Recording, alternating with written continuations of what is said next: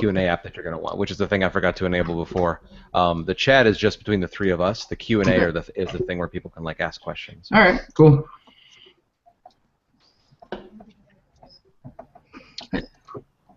Okay, so we are live once again. Excellent. And yeah, we'll figure out the lower third thing for next time for you guys. Yeah, no worries. And it appears that there is an app that will allow me to put into like called SoundStation that like hooked into Hangouts for. It's actually a collaborative like studio program, so like you can work on music collaboratively. Like it's like a DAW, but there's a $20 a year plan that allows you to import your own audio clips that I think at the end of the day would allow me to play the Gamerhead audio files in here. So like our little transitions and music things and stuff.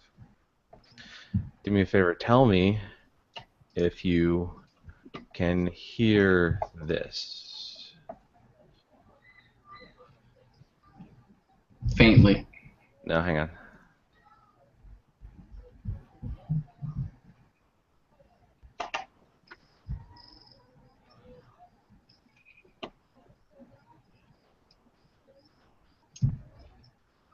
Can you hear that sound effect?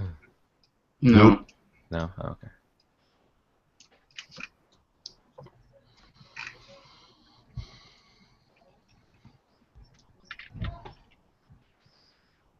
I'll play that later. Okay.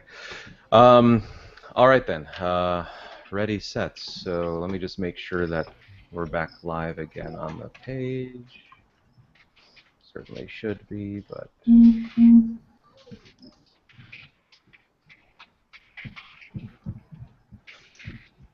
Oh, and turn off whoever's phone just vibrated. Reminded me, especially if you have your phone on vibrate, don't have it sitting on the desk because the sound of the vibration actually comes through rather well. Okay, that'd be me. Yeah. No, mine's on silent.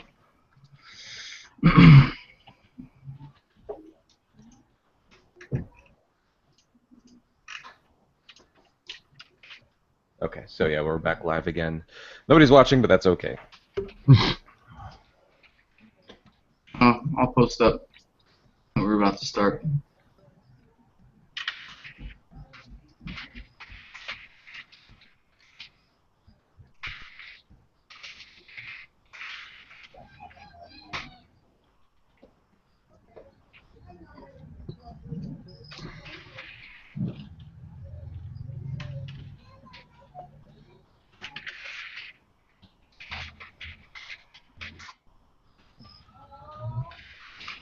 I'm about to post on our accounts if you guys want to retweet and share that.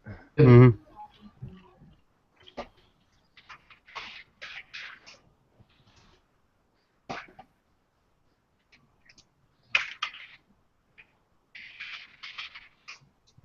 Gamerhead.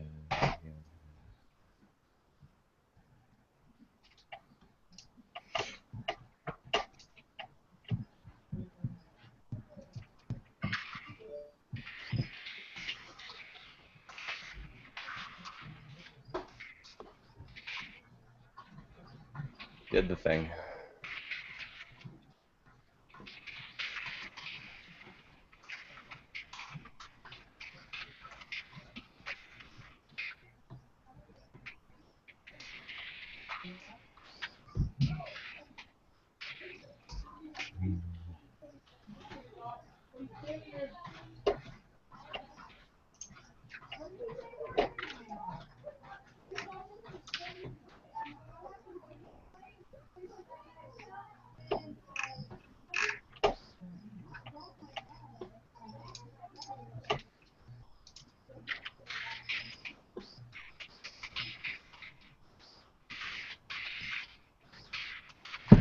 Yeah.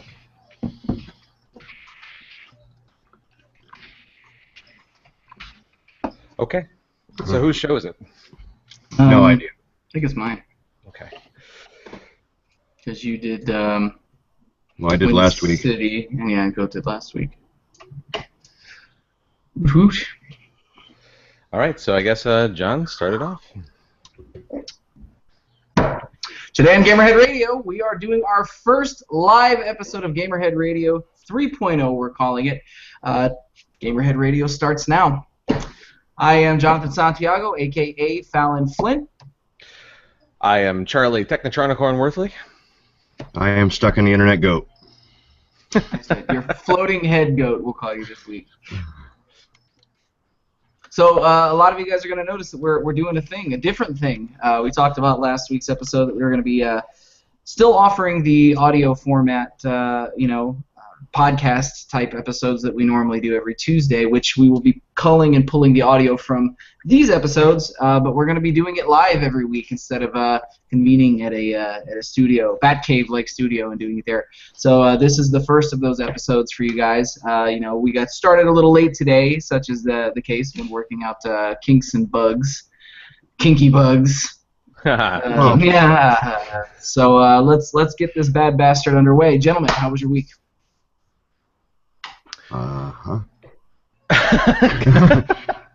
Is that a good or a bad goat? No, I was looking at the time going, we're actually 13 minutes ahead of schedule from normal stream recording. That's true. For those of you watching the stream right now, we normally get started around 8 o'clock when we're doing the recordings for the episodes. So this is still early for us, even if it's later than we advertise. We'll try to make sure it's on time for you guys next week. Gents, your week.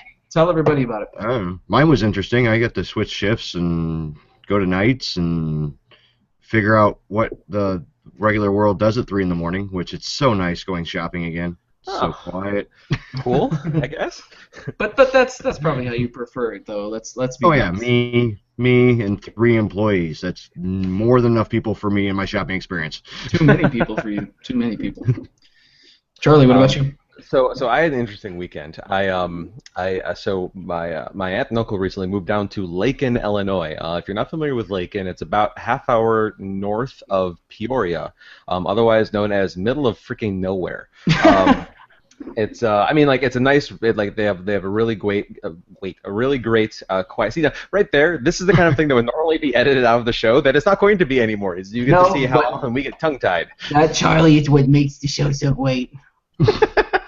Yes, clearly that's what I was going for.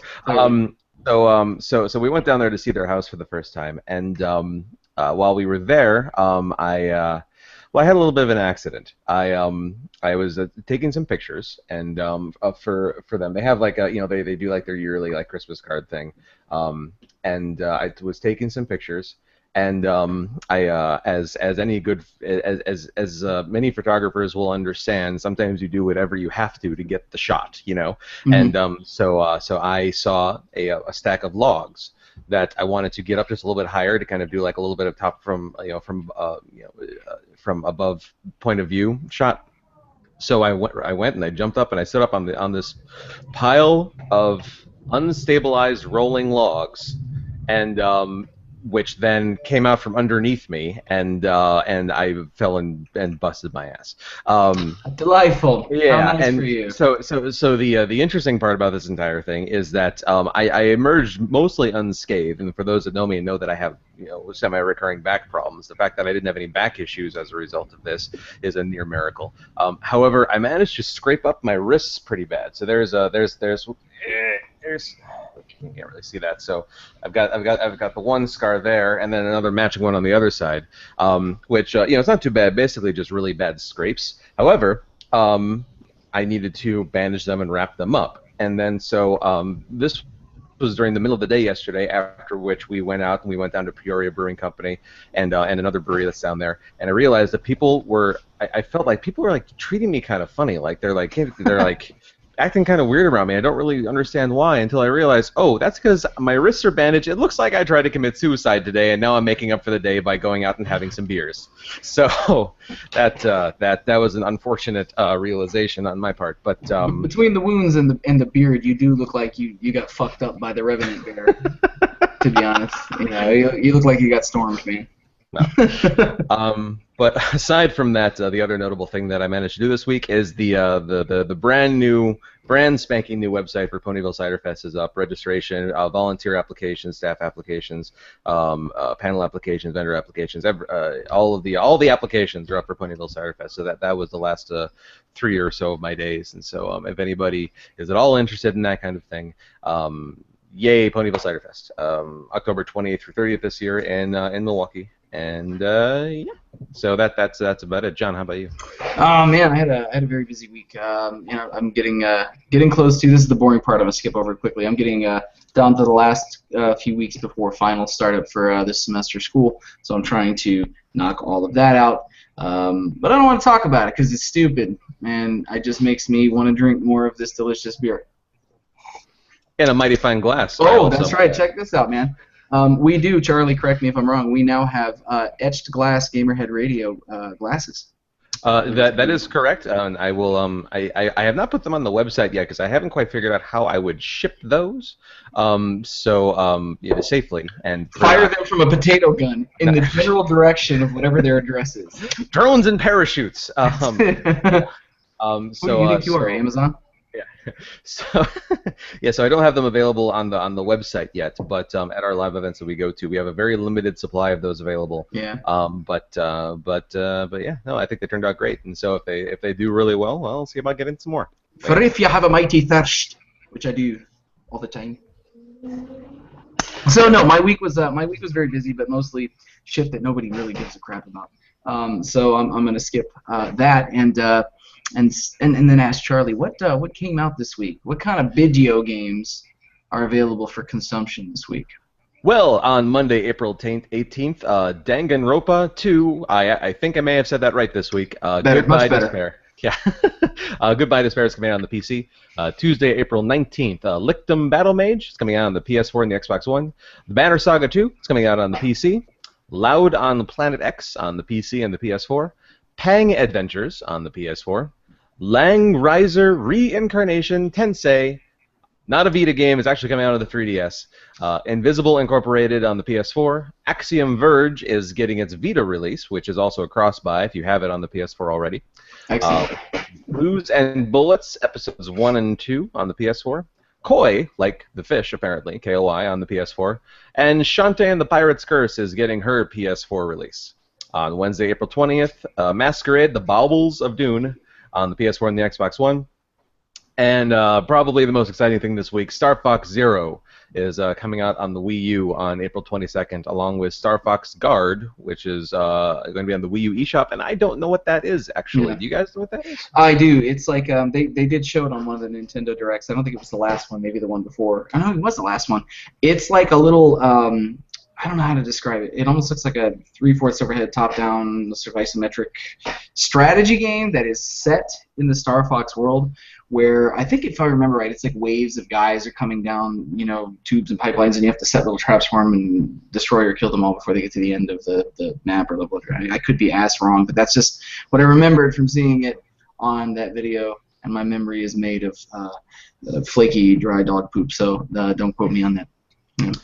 No, that's fair. I'm actually looking at it right now, and it's really odd looking.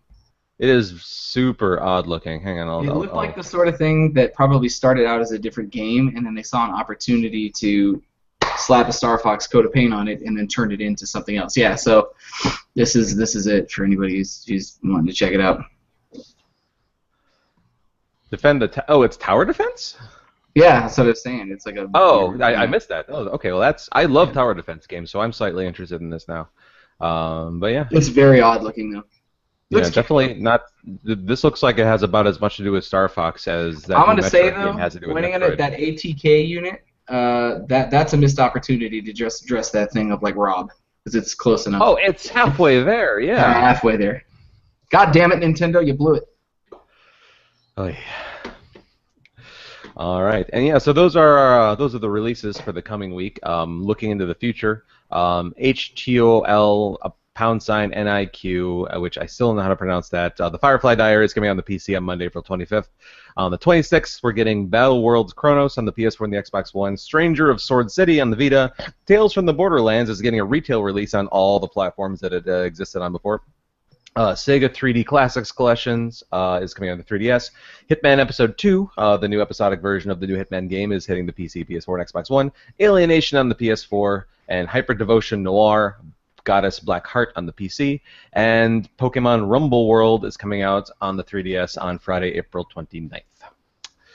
Yay releases. So before we get too much more into this, I want to make sure you guys know if you're watching this via YouTube, that's fine. However, you may have noticed if you're at least watching on a desktop computer that there's a little link over here that should have prompted you to actually watch this on the associated Hangouts page. If you do that, there is a question and answer module that's built into the Hangout, and as well as like an applause thing, so you can react with the show, and you can ask us questions as we go. So the mailbag portion of the show is hopefully going to be evolving a bit to kind of take questions as the show goes and as you ask them.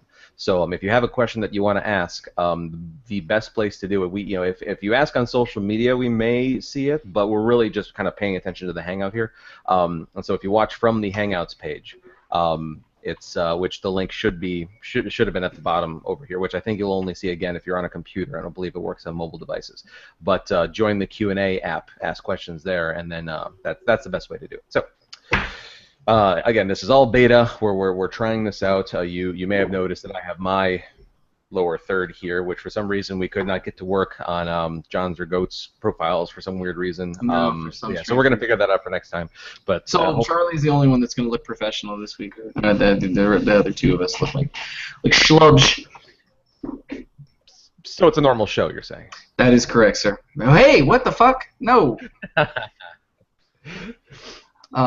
So most of the releases this week seem like a lot of them were staggered releases on PC from games that came out on consoles last week, like Banner Saga 2, and so a lot of the same stuff from last week. But nonetheless, some good stuff in there. Definitely some good stuff to tide the season over until we get to E3. So that's gonna be good. I'm definitely interested to see how the reviews for Star Fox go, just because. Yeah.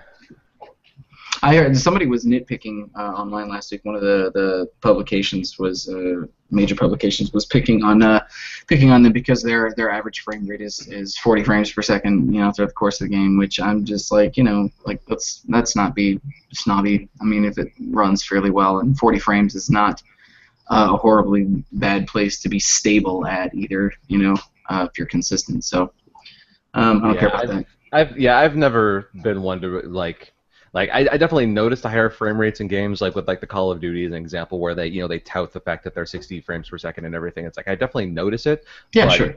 I mean, I've never felt that when playing a game that's not 60 frames a second, I've never felt that my experience has been lessened as a result. If it's a good game, it's a good game. Oh yeah. I'll always appreciate 60 frames if I can get it, but if it's not there, it's just icing on the cake. As long as you got a stable frame rate that's below 60, I'm fine. It's like anybody who's ever been a server in a restaurant. You don't always expect a tip, but you're very happy when you get one. So that's good stuff. Let's talk about what we played this week, guys. Charlie, start with you. Still working on Quantum Break. I've discovered that there are more than 4 acts. Because I've finished Act 4 now, and I'm not done with the game. So I'm thinking that there's 5 based on how the story is going. I think, but aside from that, all of my comments from the previous week hold true. The story is killer.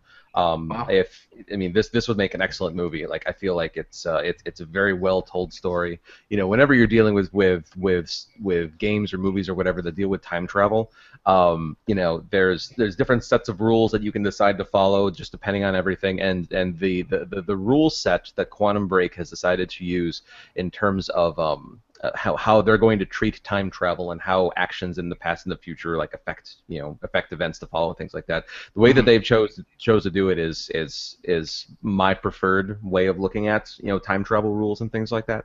I won't say much more than that just for not spoiling it, but it's very well done. The story is very cohesive. I haven't noticed any gaping plot holes or anything like that. Again, not done with the game yet. I think I've got one more act to go. but I'm sitting at like 83% odd of overall completion. And again, that goes along with what I said before about how the game is making it uh, almost not, but almost too easy to find all the in-game collectibles. Basically, in like the second chapter, like once you get your time powers, basically, you end up basically getting an ability that's very similar to Batman's Arkham's detective mode, you know, where you can kind of see outlines of things around you, and like the range of it is really good, and you can see like, you know, anything that's a collectible like lights up like neon orange, even if it's like 10 rooms and like behind 5 walls over, like, so it makes it very easy to find, which you know, I think is a good thing. If I can beat it, if I can basically 100% or close a game on its first pass through, I'm thrilled because, well, you know me and my backlog, and so I don't have to worry about it. But, so take your completion percentage and transpose that into hours. How many hours do you think you got in on this?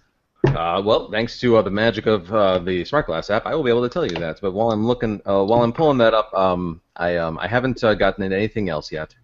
Just play it on that. Just focus on that. Just focus on that. I mean, it hasn't been a ton just because of the other stuff. I know. I mentioned that I've been working on the last week. But the simple fact, I'm actually having the time to play games, and on top of that, a current game, like a game that just came out. Like I might actually complete a game within its first week of release, which to me is just mind blowing.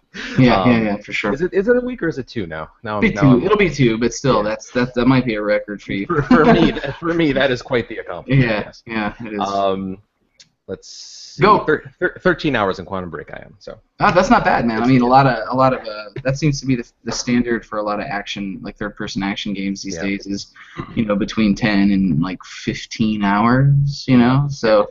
It sounds like you're getting your money's worth out of it. Now, knowing that there are multiple endings and multiple cutscenes that you have not seen, does that affect your ability to want to go back and stack some of that replay on, or does it just not? Are you just going to be content with what you got and saw and then move on?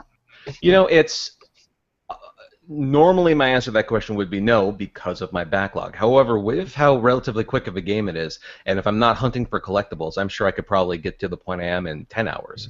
You know, if I'm just blowing through the story and not like exploring and looking around. Because some of those collectibles are like text, and they have a lot of text to go through. So I've probably spent an hour of my 13 hours just reading, you know, in-game lore. Wow.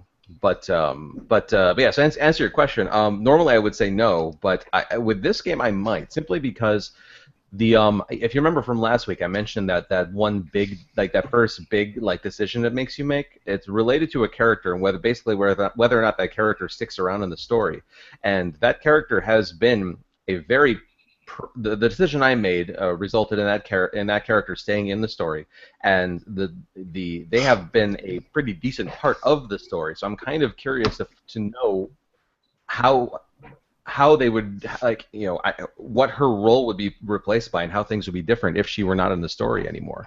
So because you know, there are only, like I said before, there are only a few real big decisions you can make, but they appear to be far-reaching decisions. So it seems like the endings could be pretty different. It doesn't look like we're looking at like a Mass Effect 3 situation here. Okay. Yeah. Well, good. I can't wait for you to finish it so that I can take your copy from you and enjoy it. Yeah, I'm perfectly okay with that. Go. What'd you play this week, man? I finished. Welcome to the party, Goat. Goat, I think you're laggy a little bit. Yeah, and we can't hear you right now, actually. No audio, Goat. No audio. We can't? No. There you go. No audio. There you go. Now you're there. Okay, cool. This live, man. This is what happens. We're doing it live!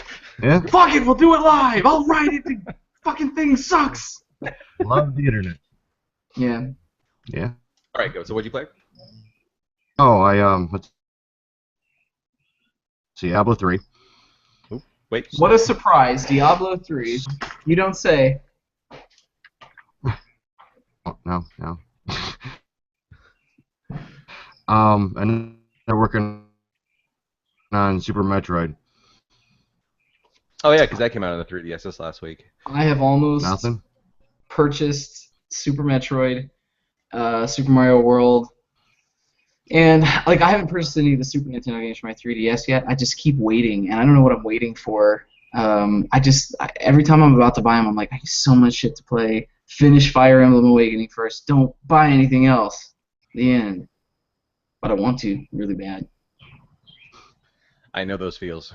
Yeah. It's a struggle, a real struggle, an honest struggle. Is that everything you played this week? Yeah.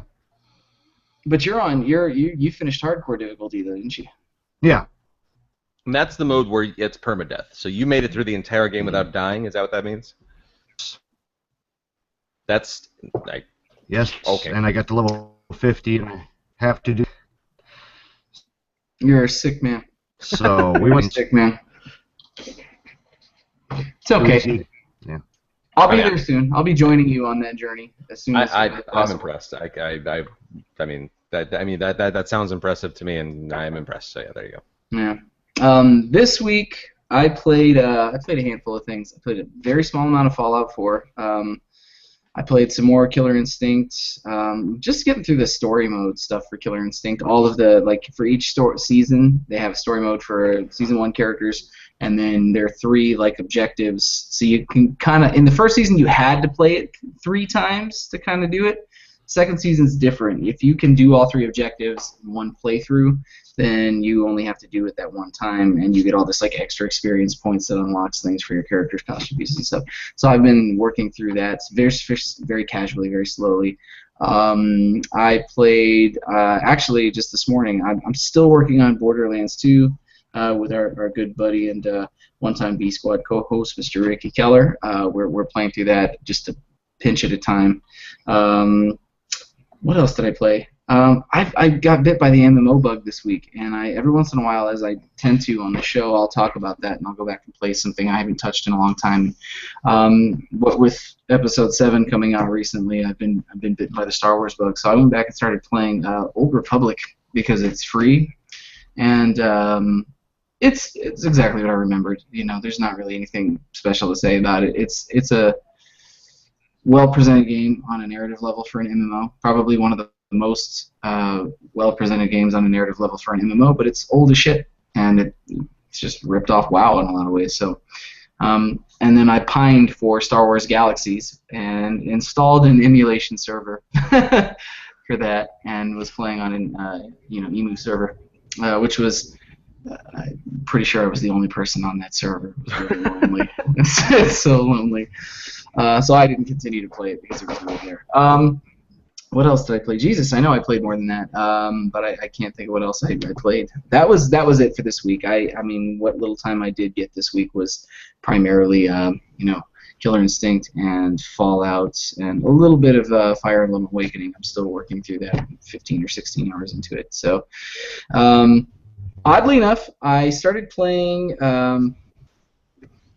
Tekken. Namco put out a mobile app called Tekken Card, and it's based on their physical trading card game series. They have a whole slew of physical Tekken trading cards that are combat cards you play against each other. So you have the character, and then you have support cards for let's say Kazuya. And you just have support cards for him, and you build a custom deck, and then they do each kind of character's themed and does certain things. They made a mobile version of that, and I started playing that, and it's not bad. It's just it's a little shallow. It's not going to keep my interest. But that's everything that I had time to play. Square Enix put out Kingdom Hearts, a mobile Kingdom Hearts game called Kingdom Hearts Unchained X, and I'll talk more about it later. I'm too early into it to mess with it much, but it seems like it's okay so far. That's all I played this week. I didn't have much time to tinker with anything else. That's the one where you, I think I saw that on there. You can dress up your avatar in all these different costumes and everything, and that's that one, right? Yeah, I believe so. Okay. But that was just initial impressions, what kind of game is it? It's kind of turn-based-ish. It doesn't have fully 3D graphics like you would expect from a Kingdom Hearts game. It's almost kind of made to look a little more hand-drawn or cartoony. I don't know how to juxtapose that description, but that's as close as I could come to describing it. I'll have a better idea. We'll talk about it a little more next week when I get some more hands-on time with it. But that was it. It's everything I had time for this week, and I'm lucky I had that. School, stupid school. I know them feels as well. Anybody who watches the show, if you're just out of fucking high school, go to school straight away. If you wait until you're a crusty old man like me, it's a nightmare. Don't do it. But yeah, that's it. It's everything I had this week. All right. So now that you know what we did this week in video games, let's check out and see what the industry did. So this week's news is kind of a mixed bag of stuff. And I always hate to start on a sad note, but I feel like we should take a second to talk about this because the video game industry lost one of its own this week. Coming in at number 5 this week, the art lead on Alienation has sadly passed away. This is an article originally published by Push Square. There's a bit of sad news coming out of the Housemarque today. Veteran Finnish developer Antti Kallioinen has passed away, having worked in the industry for many years all around the world. Kallioinen joined the Resogun developer in 2012 in order to serve as the art lead on its upcoming PlayStation 4 exclusive Alienation. Antti Kallioinen passed away suddenly at the age of 42 on the 24th of February. At the time of his death, Antti was finalizing Alienation together with the rest of the crew as the art lead on the team. The title will release on April 26th, making this news all the more poignant. Antti is survived by his partner and family. His co-workers and colleagues at Housemarque want to offer their condolences to all. Let the good memories of Antti live on. I feel like more and more lately we're talking about people in the gaming industry really young, 42 years old, dying, and rather suddenly. There's been a lot of that in the last year, and it's always a bummer, man. It's always really unfortunate. Definitely. But at least I feel like at least this gentleman is leaving a legacy behind. At least he's got something to leave behind that people will be able to partake in and remember him for. So Godspeed and best wishes, man. I guess that's one of the. I don't know if this is something that people actually think about, but I guess that's one of the nice things about the way to at least put a positive frame on anybody who that passes on, but spent their time in like a creative industry like this, that they have something that they can leave behind, like an actual like physical legacy of like things, contributions that they made that people can go back and enjoy. So yeah, that's one of the definite upsides of being in any creative industry, I guess, is that you leave that behind. Whereas there might not be something quite as tangible if if you're an accountant, sure, you made a difference, but respect to all accountants, but it's a little bit different when there's something that's sitting on people, potentially the hundreds of thousands of people's shelves where that you helped make. So, yay for creative people. Mm-hmm. And to be fair, I hadn't heard of Alienation. And to be clear, it's like alienation as in to be alienated, ALIENATION, alienation. It's one word. I had not heard of the game before, and hearing that somebody worked on it and it passed, it at least piqued my interest enough to want to check the game out and see what's going on with it. So, sure. Unfortunate for those folks to lose a teammate and friend, and even more so for his family and friends. So, hope everybody gets to feeling better, and hope the game does well. Moving on to number 4 this week, Shovel Knight is a huge indie hit that sold over 1.2 million copies.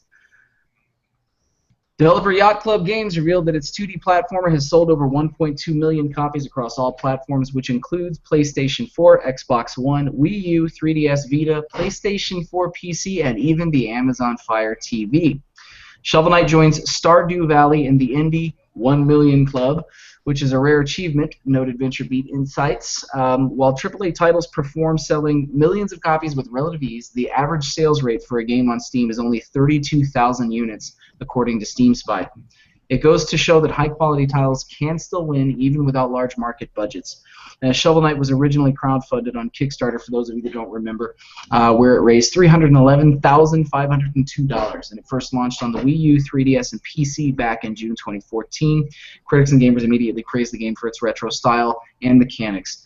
Other versions obviously soon followed with all those platforms on there, but Shovel Knight has best sold on its original platforms that it was released on. Steam version has sold the most, largely thanks to the many discounts, game benefits, and such on that platform, with the portable 3DS right behind. It's impressive that the Wii U version has done so well, since that console sales have lagged behind competitors PlayStation 4 and Xbox One. However, the Wii U version had a head start, since it did come out in June 2014, and while the PS4 and Xbox One versions were almost a year ahead, April 5th, 2015.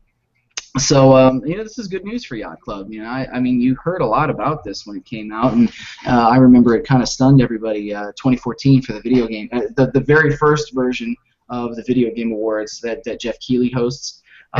Because it won Best Independent Game over quite a few others, I believe, and was an upset, if I remember right, because a lot of people expected Hearthstone to win.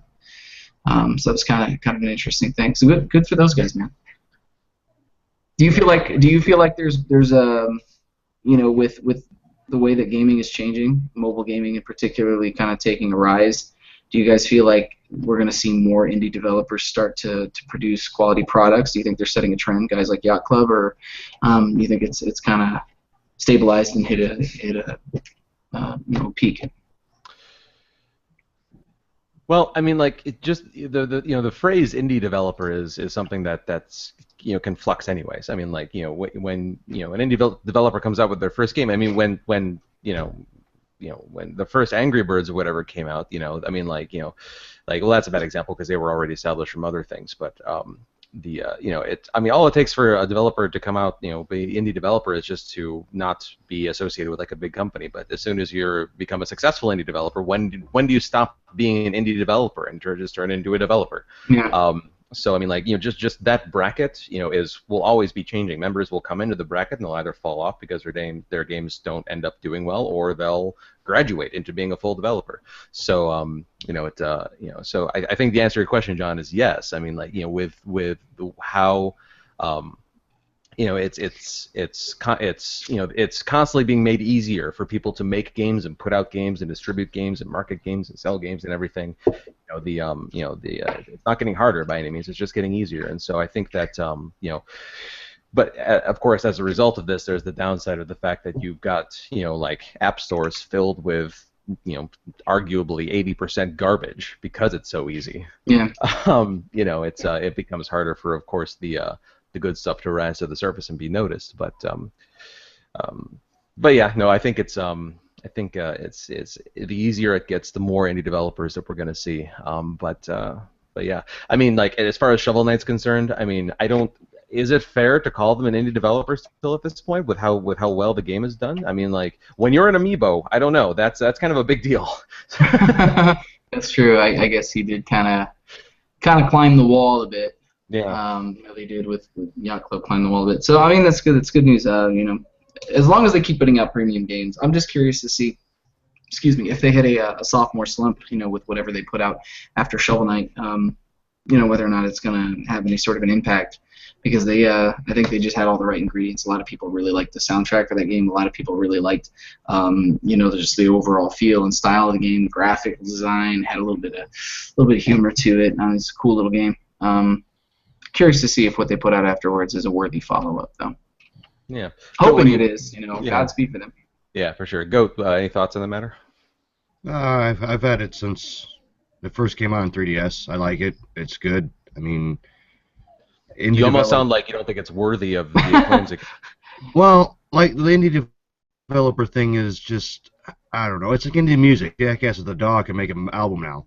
Right. So, like, whatever. Like, indies, it's a genre. It's not even like it doesn't even mean independent anymore. So, good on them for winning the race, but, like, it's not anything special. You made a game. Holy shit, it worked. Good for you.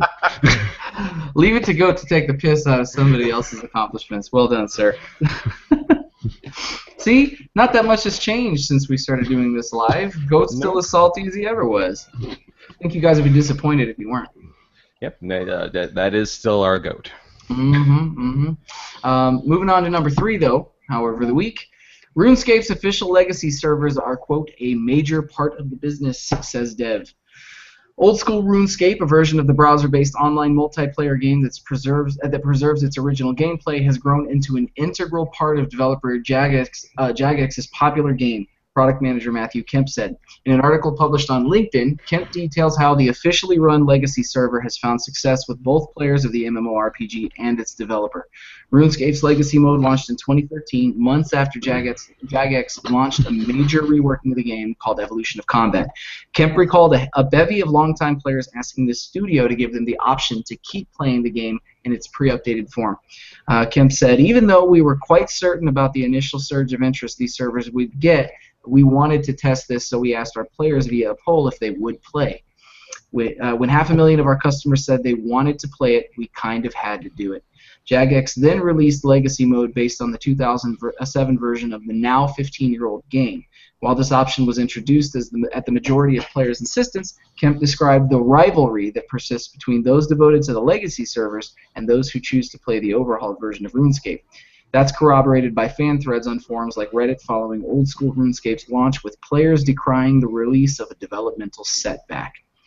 I mentioned this in part because here's an example of a development team that sees the merit in preserving an original version of the game at a time when MMOs are in decline. Certainly not what they used to be. And the reason that I mentioned this article is because just this last week, too, there was another big headline featuring Blizzard and World of Warcraft, where Blizzard took a fan-run server for the vanilla version of WoW to court and won and had it shut down and dismantled. And part of what was amazing about it is before they shut the vanilla servers down, the amount of people that gathered right before the server was shut down was a really, really large number of people, proving that those people still had an interest in the original version of the game. And for anybody who doesn't or hasn't kept up with World of Warcraft, back in, I think it was 2011, Blizzard did a massive overhaul of the original version, or the vanilla version of World of Warcraft, and changed every original zone in the game and updated it to work with Cataclysm. And I was a big fan of that expansion and really enjoyed the changes they made. But all of the game that you remembered and the layout of the maps and zones were dramatically changed and taken away forever. So a lot of people really liked the idea of a vanilla WoW server being around, because then they could partake in the game as they remembered it. Do you think that it was a mistake, given that World of Warcraft is shedding subscribers? Do you think it was a mistake for them to not be more supportive of this vanilla server, especially when you got a company like Jagex saying that it's integral to the continued support of their overall game? It does kind of seem like a backhand to some of the community there. Mm-hmm. Presumably because a lot of these people were subscribers at one point if they remembered and loved the original World of Warcraft. Yeah, I mean, why wouldn't they? I'm having a hard time wrapping my head around what their thought process would have been. I think the general consensus is that in that very backwards sort of way that companies tend to do business, I think it backfires whenever they do this. But, well, if we shut down the vanilla servers and they're still going to want to play World of Warcraft, they'll have to come play on our official servers and pay the subscription cost, or at least do the free-to-play model and buy in-store stuff. And to me, it's not. To me, it's always going to backfire. I remember I was just talking about Old Republic and Star Wars Galaxies. I was a devout Star Wars Galaxies player. It was one of the best MMOs I've ever played. Still, I've never played one like it. And that game still had a fairly active group of people playing it when BioWare had it forcefully shut down in order to make those people migrate to Old Republic, and that didn't work out very well. All they did was piss them off. And I feel like that's maybe what they're going to do here, is just piss off all those vanilla, U server players, Yeah, that's how I'm taking it. What do you think, Goat? Well, one, I'd like to point out the fact that you stumbled over Jackass about 5 times because you about said jackass. And that's what I kept on hearing every time you said it, so I'm glad it wasn't just me. Jagex, Gagex. Yes. To be clear, you guys aren't jackasses. I mean, like, Maybe you are, but I don't know. Well, I mean, what they're doing right here. I mean, they might want to change their name. Their company name should be Jackass at this point. I don't know. That's based on what we're talking about. It sounds like Activision Blizzard should change their name to Jackass. Yeah, I mean, like, I get it. You're trying to get everybody huddled to the subscription service and keep your numbers up and all that shit, but there are better ways of doing it. Like, it has to be done from a business standpoint, yes, but like, this is a pretty jackass move to use their name. The way they're doing it, like, they're herding their sheep to another corral the most shittily way possible. Unfortunate, man. Maybe they'll learn something from it. Maybe take a couple of cues from Jackass and get on it. To the handful of people that are watching the live stream right now, if you guys have any thoughts or comments on the matter, throw them into the Q&A so we can kind of incorporate what you guys think as well. This and one of the benefits of doing this show, doing it live, is that we can interact with you guys like on the fly as the show goes. So feel free to participate. Yeah. Please, thank you. Yeah, normally this is the portion where we go, wait, what the fuck happens now? Where do we go from here? And then we edit that out because you guys don't want to hear that. So we're trying to keep this train moving. This dare I say, dick train moving. Because I don't know that the dick train has made much of an appearance in 2016 as yet. So it's just time. It's just time. I had to find a way to squeeze it in somewhere. Nope, not touching that one. Nope. Oh, I hope you don't touch it. Anyways, moving on, we're going to go ahead and head on to number 2 for the week. Sony is shutting down PlayStation MVP program. As of this coming Monday, so tomorrow as the time of live show airing, Monday, April 18th, PlayStation will no longer actively support the MVP program. They wanted to say, we thank you for your participation in the program and your enthusiasm in making PlayStation the best place to play. Though the MVP program is going away, Sony said it remains committed to finding new ways to, quote, empower the vibrant PlayStation community across our on-console and digital ecosystem. That is the most bean counter line I've ever heard in my life. It's so handy. It was also explained that the shutdown does not affect the MVP program's support services.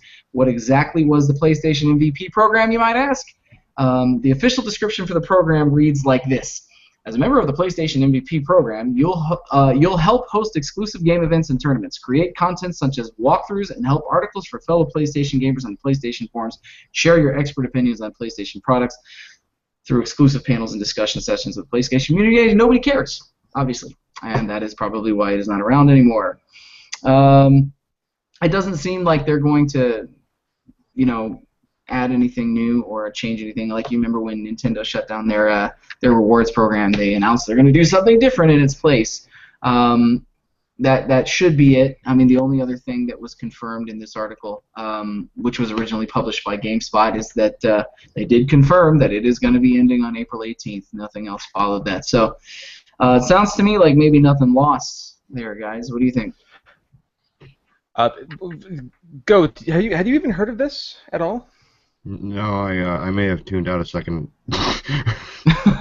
Cared so little, see? That's why it failed, because it couldn't even keep his attention while we were talking about it live. It seems like it's that this was just like a niche thing to just like have a place for their product ambassadors, basically, to kind of to recognize their ambassadors on their forums and allow them to create walkthroughs and help articles, which are just for their website. I mean, like,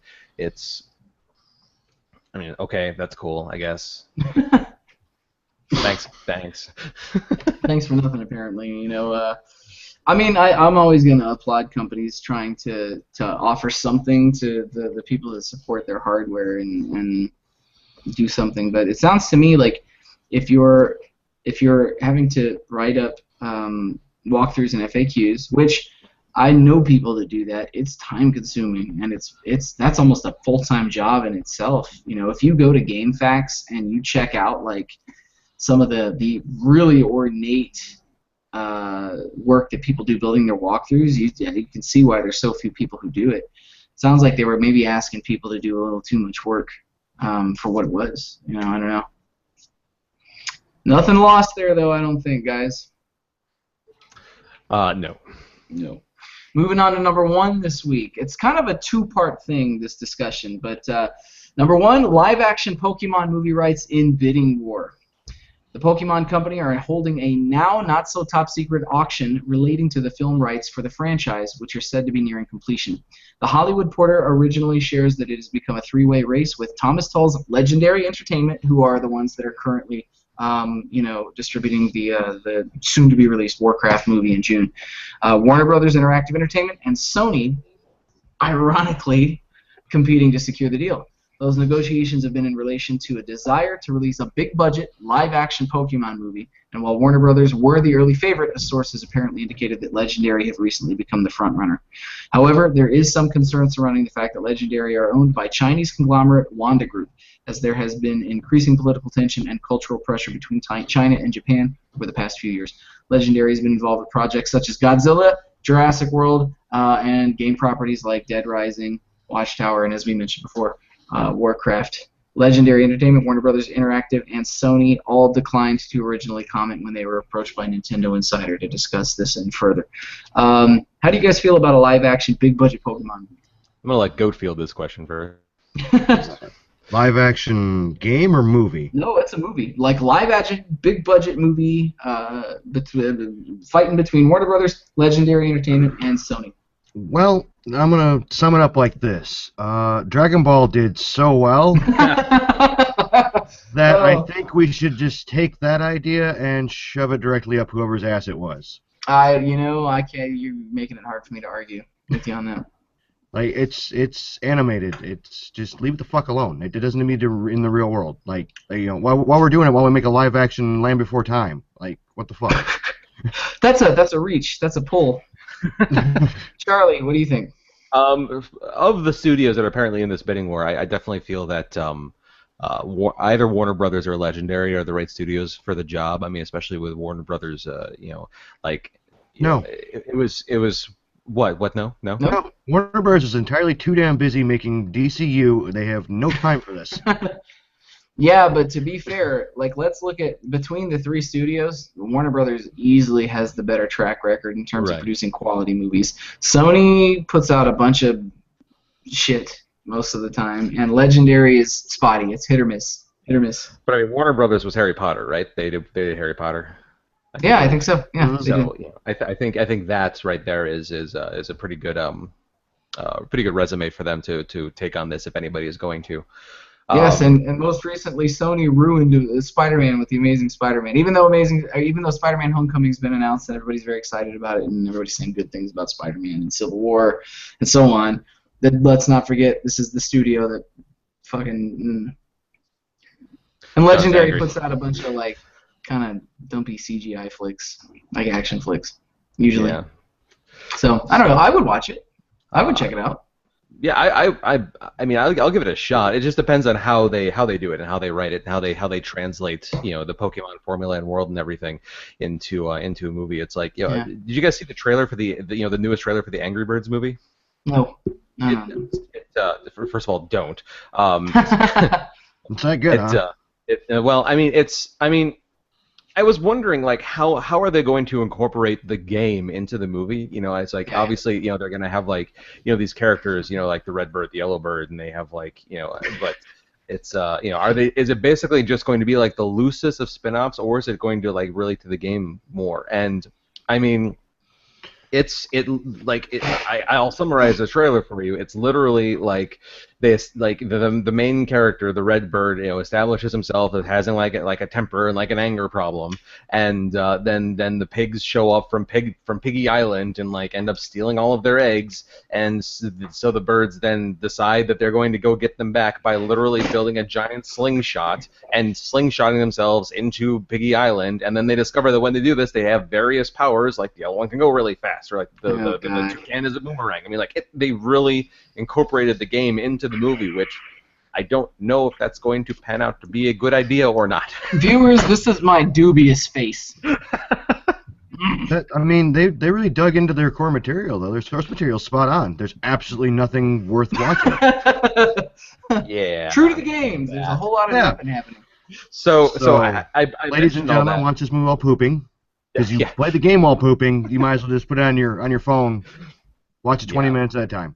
I would also like to officially announce our first dad joke of Gamerhead Radio 3.0 by insisting that what you're trying to say, Goat, is that the bird is no longer the word. Oh, God. Hmm? See, ladies and gentlemen, that would have been edited. Yes, that would have been. That's it. They can't edit my fucking garbage jokes out anymore. Woo! That may have made it as an Easter egg just because, but yeah. Maybe. No. John, that was awful. I know. I know that I probably should apologize, but I'm not gonna. 30 lashings, sir. 30 lashings. But anyways, so it'll come down to whether or not they decide to just make a Pokemon World movie, so it just exists with Pokemon, but it doesn't necessarily follow, like, you know, a boy receiving his first Pokemon and going off and battling, getting his badges and going after the Elite Four or whatever it is and all that, or if they, so if they follow the game format to make the movie, or if they just like here's a story that happens in the world of Pokemon, so it just kind of depends. What do you guys which direction do you think would be better? What would you rather see? Goat, for example. Goat as Frozen in a really fucking funny position too. He looks ridiculous. It's great. He's like, I can't fortunately bring it up, but Goat, I think your internet has decided to say no more. I think it tried to destroy him. I'm really, really pleased that it. You know what? I'm gonna share my screen really quick so that you guys can see Goat's really, really rad who farted face. It's pretty dope. I don't know if you can see it, but down there in the bottom left. Oh, look at that! The magic of science. Anyways, though. No, you know what? Here's the thing. I would go see it, and I'm not. I don't dislike Pokemon. I'm very kind of indifferent to Pokemon, which I know is blasphemy for a lot of people who play games. It's not that I don't like it. I don't have time to get into it this late in the game, and I was kind of at an age where I missed the original run of it when it was popular. Like, I watched a little bit of it when it was on, but I was at college age when it hit the airwaves, so I just wasn't paying that close of attention. I would still go check it out and see, out of curiosity, to see what they did with it, because I mean it's got to make a shitload of money, right? Like, it's got to make a boatload of cash, right? Well, it depends on reviews. I mean, like, they were expecting. I mean, like, how are like just this is a bad comparison, but I mean, like, I know that there have been a lot of critical reviews of Batman vs Superman, for example. How has that actually been doing and translated into box office sales? Or is it good? Like, it's obscenely great box office sales. Like, it's worldwide. I think they just announced today it's broken almost $800 million worldwide. Okay, so it's a success. Okay, it is financially speaking, anyways. Yeah, I still have yet to see it, so I can't comment further. I think it's got to be kind of lighthearted, and I think they've got to put some humor into it. Like, I think if you're going to do a live action version of this, you got to bring somebody who can translate a world like that into the real world, like Edgar Wright, because look what he did with Scott Pilgrim. He took a lot of really absurd things that should not have worked in a real life space, and he made them fit. So I feel like he could do something like that with this, because let's be honest, characters like Team Rocket and Meowth, like, how the fuck do you film that? Seriously, you know what I mean? Like, you can't, and you probably shouldn't. It should be light, it should be humorous, unless I'm wrong. Gamerhead viewers, if you have any opinions on this or the movie, or, you know, our opinions on the idea of the movie, you know, feel free to opine and let us know. But I did mention that there is a part 2 to this story. It's not so much of a part 2 as it is an addendum, because there were 2 Pokemon stories this week, one more ridiculous than the other. There is now a Pokemon lingerie collection, and part of the reason that I included this story is because it had the worst fucking pun, almost as bad as my bird is not the word joke. Oh, God. The headline for the article made me laugh aloud. I'm embarrassed by it. It says, "There's now a Pokemon lingerie collection, so everyone can get a Pikachu." That's fucking terrible. And you know what? This was written by Allegra Frank from Polygon. Your dad jokes are as terrible as mine are. They're fantastic. Keep them coming. I don't care what anybody says. Dad jokes are the shit. This article says, Pokemon trainers should start counting down to April 20th when Japanese brand Yummy Mart will release a special line of lingerie inspired by the series. Pieces included in the collection are suited to all sorts of tastes and occasions. It helps if you have a fondness for Pikachu, whose face adorns many of the items Yummy Mart will have on sale. I'm going to share my screen so that you guys can see this stuff because it is absurd. Like I don't even know how to explain this. I had it ready to go too, just because this needs to be seen. So yeah, check this out. Look at that. What in the shit? Oh, I clicked on an ad. Boo. Nobody cares about Hulu Plus. Look at this. Isn't this ridiculous? Look at how pissed off. Look at how pissed off the little nighty mask looks. So angry. You came back just in time to see Pikachu underwear, man.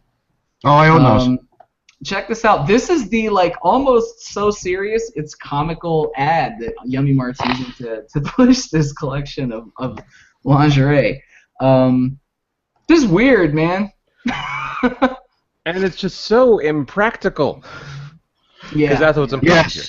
Yes, because that's what they were going for. They were like, hey, yes, this is for the working woman who's going to go into work and do things. No, it's not. No. No, not at all.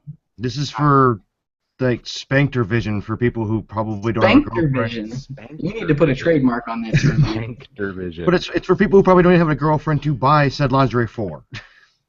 I don't know, man. Maybe sometimes you just want to look, fancy in Pikachu gear. Yeah. What are you going to, a formal event in that outfit? Yeah.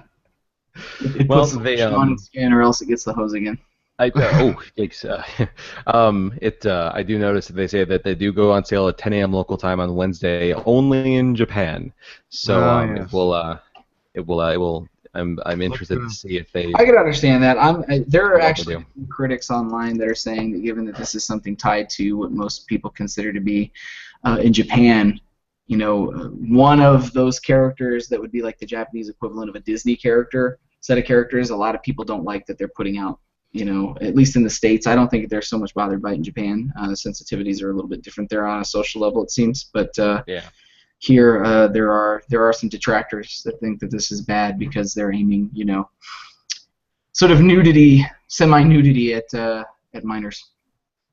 Do you guys see any merit in that perspective, or you think people are just being silly? Here? Yeah. Yeah, it's just dumb Americans being oversensitive. How goatly of you. As expected. 90% of the planet doesn't care, except this 10% in this little island here. And let's be realistic, though. I mean, to play devil's advocate to the concept, are not most of the people who grew up watching this show in its prime now in their early to mid-20s? Hey, Drew Barrymore just threw a party for Pokemon. That tells you something. I remember when we talked about that. I'm pretty sure someone paid her to do that, but that's okay. Hey, well now she can get free lingerie with her next party. That's true. That's true. She can have a sleepover, a Pokemon sleepover. But that was the roundup of our incredibly strange news this week. Really, you ended on lingerie, you perv? What else was I supposed to end on? That's where the story stopped. Into the room. Into the line. He started off with a death. I mean, number 5 is about somebody passing away. I mean, you pretty much needed to end on the exact polar opposite. So look, the original plan was to end on the death, but I just, we always a lot of times I'll end on such a dour note in the news, and everybody's just like, "I'll be right back. I need to cry and grab a beverage of some particular strength to drink my feelings away." I opted not to do that this week, considering we're recording live and start on death and end on her face. Yeah, whoa, nope, see, now we're moving on. It's time. It's time we've moved on. That is correct. So gentlemen, I'd like to, on our end, propose a short break so I can go, we can go refill our beverages if need be. And if that sounds good to you guys. Delightful. Let's do that. Can we do that? I mean, the stream's going to stay up, so people are going to be staring at our walls or at us, picking our noses if that's what we're going to do while we're waiting. I'll leave something real good for you guys to look at. Give me just a second. We don't have a please stand by commercial. No. Not yet. Why do you have a speeder trooper? That's what you get to look at while I go and retrieve a beverage. Just know that he is judging you right now. Can you raise his arm? Can you have him pointing at the camera? He's got a blaster, man. I can have him do all kinds of Oh, see, that's perfect. There it is, right there. There you go. He's threatening you to not leave the fucking stream. Watch the show! And until we get back, he is the show. 2 minutes. Clock's ticking. After these messages. We'll be right back. Go entertain the people. Oh, yeah, that's a great idea. Apparently we're taking a short sabbatical. I apologize. This was not in our program notes. I came prepared with not one, but 2 beverages. I don't even know who I'm talking to, if anyone, because I don't get that kind of information on this end of the thing. So, what's half this crap do? Yeah, there we go. Right. Let me just see if I can try this out for a second. There we go. Do. Oh. Something popped up there. No, what's this? No. A whole bunch of nothing. Whole bunch of nothing.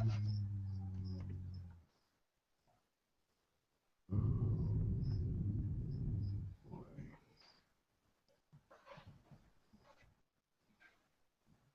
Yeah, I could take this time and say some off-color things that Charlie wouldn't let me do, but I'm a professional, goddammit. And I'm doing weird, obscene things with my computer. There we go. Yes. Let's see if that pops up. And of course it does not, because the internet hates me. And oh, Charlie's back. We definitely have to stop that conversation. That you're back. How you doing? Fine. I can't wait to watch that back and find out what you were saying. Just trash talk and other things. Nothing big. Oh, that's fine. Totally fine. No, actually, I was trying to get this lower third thing to work, and it still hates my life. So, yeah, we really need, if we're going to do these little breaks, we're going to come up with some sort of, like hold music or something, or just not do them. Well, inevitably, we will have to take restroom breaks if nothing else. So, nah. No, okay. No, pee before you go. You can watch a movie for 2 hours, can't you? Welcome back. That's a nice assumption. What are you, old? We're just gonna put this. Yes. Here. Damn it, John! Put your toy away. Ooh, disturbingly, it's not mine. It's Pardon me while I enjoy my tasty beverage. Oh, I see. It's a growing trend. Yeah. Yes. Mine. If we seem excited. Mine's in the limited. Oh wait, never mind. To push our wares, we're not normally those guys, but we just really like these. And you know what? I'm fucking failing on a promotional front, because you put a dark beer into an etched glass, which really improves the visible quality of said glass. I put an amber beer into an etched glass, which you can barely see the logo, and then I made a ghetto White Russian, so you can't see the logo at all. Nice. That's true. Ladies and gentlemen, we are selling clear glasses. Oh, that's a lot of vodka. Jesus Christ. All right.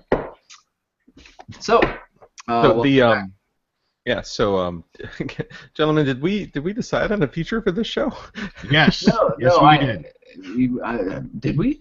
Yes, we did. We did. Yes, we did. We decided that we were going to go live, and that was the end of the feature. Hooray! We did it! Woo!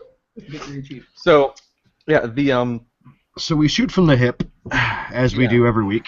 Yeah. So so briefly, what I can do is, because I don't think we've ever actually done this before, is I can give you guys a quick tour of our normal recording space, just so you guys can see what it looks like. Former recording space. Well, I mean, hopefully once a month we will still be back here in person, because if for no other reason, viewers, one of the I'm told one of Goat and John's more one of their more fonder reasons of coming to actually to here, making the commute and coming here to record, is the fact that you may have heard I provide some tasty beers. And man, does he ever? So today I'm drinking one of the new Sam Adams Nitro Coffee Stouts, and this is delicious, and I wish I could share it with you, but I can't because that is just not how the internet works. It's okay. Unfortunately, I made my ghetto white trash white Russian. Unfortunately, this is all I have in my.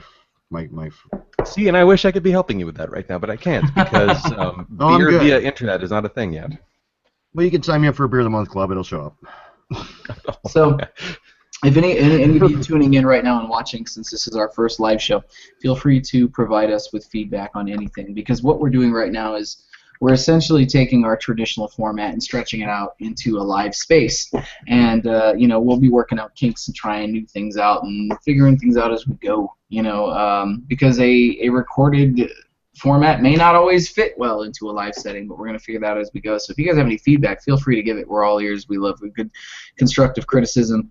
And for whoever gave our live stream the singular thumbs down, tell us what you didn't like. We'll fix it for you. I think they did in the questions there. I didn't see this yet. Is it a comment on YouTube there? It's the Q&A. Now we're gonna. Oh, I don't have anything in the Q&A. Neither do I. Weird. Do you? Yeah. Really? What does it say? It says, moving from a podcast to a stream, have you guys considered Twitch? On Twitch, people could comment live on the stream if anyone actually watches you guys, which, hey, first run here. Making it more of a conversation rather than just watching three dudes reading gaming articles off websites. I agree. Well, that's what we're doing here. You can do that here too, so I'm not sure. Oh, yeah. No, I'm just saying, the whole watching three dudes reading gaming articles. No, I think I understand what the criticism is, because there seems to be, so to clarify on this, there seems to be a division in people that listen to this show that don't particularly care for the idea that we are aggregating news from other sources. So considering we've never really addressed this on the recorded version of the show, I'll go ahead and address it right now, since I am technically the de facto news editor for Gamerhead Radio. The reason that we are aggregating news from other websites is largely because I'm speaking presumably from a position of that I don't know who made this comment, and I don't know, because there are a couple of people who have had this complaint. I don't know if you work in gaming. I don't know if you've ever worked around gaming, or the fringe of news in gaming. Typically, when Gamerhead Radio does create any sort of news itself, which we do occasionally, it's usually in the form of a feature for you guys, like interviewing David Bishop from Level 247 and Namco, or we were at Tokens and Tankards a couple weeks ago and brought you an original interview with their owner and head chef. We'll do things like that to create news that comes directly from our outlet for you guys, because we really, really want you guys to have new things. But finding and creating news of your own in the gaming world is incredibly difficult. I can't express how hard it is to get out there. It's not about pounding the pavement. It's about we don't live in what most people would consider to be the hub of video gaming. We live in an arcade, like beercade, barcade, gastrocade, arcade revolution city right now, and this city has a ton of, to be clear for those that may not know Chicagoland, we live in a city that has a rich history for gaming, but largely it is very, very difficult to operate around gaming news in Chicagoland. Most of a lot of development for gaming happens in other parts of the country and world, so it makes it difficult for us to put our finger directly on the pulse of news hands-on, and it's just really difficult to get out there and make your own. So largely what we're doing is just picking news stories that we think would be entertaining or informative about topics that not everybody is talking about. I try to select stories for everybody that are sometimes entertaining. Typically for the live shows, I'll try to pick things that are a little sillier just to get a chuckle out of people, but I try to pick news articles that sometimes are the thing that everybody's talking about that week, because that's just what everybody's talking about. And sometimes I'll try to select news articles for you guys that are just to make sure you caught something that was maybe kind of important in gaming that might have slipped through the cracks with all the other things happening going on during the week. But any opportunity that we have to to produce more original gaming news and or content for you guys will always be our preference. It's not as easy as it seems like it would be. I'll say that. I do think that Mr. Fake Guy, I did find his question, John, everything you just said is completely true and accurate, but I think he was more referring to just simply using Twitch as opposed to YouTube for the platform. Sure. The reason for that, from a technical side that I can speak to, is we've done these shows on Twitch before, and we have gotten the interaction and everything, the conversation that we have there is pretty much about the same as what we're seeing today on YouTube.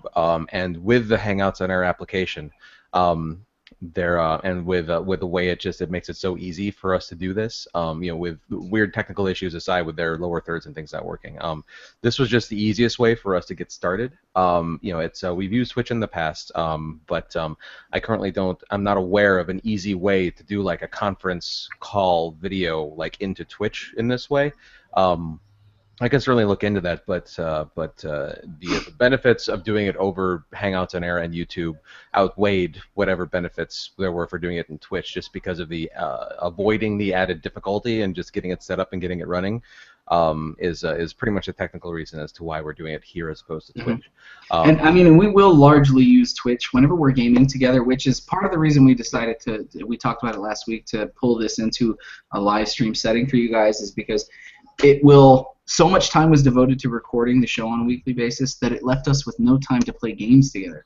Yeah. Because all of our free time during the week was spent getting the show in order for you, and then what little time Charlie had left was spent editing it for you on Monday to get it to you on Tuesday. So the idea was, maybe we've talked about it, come do the live stream with you guys, talk about what game we're going to play this week, and then get off of here and get on Twitch and go play games with you guys, man, because we want to engage you guys, and not just that, I just want to have a good time with you guys playing games and having fun too. So rest assured that this is going to be an evolutionary thing.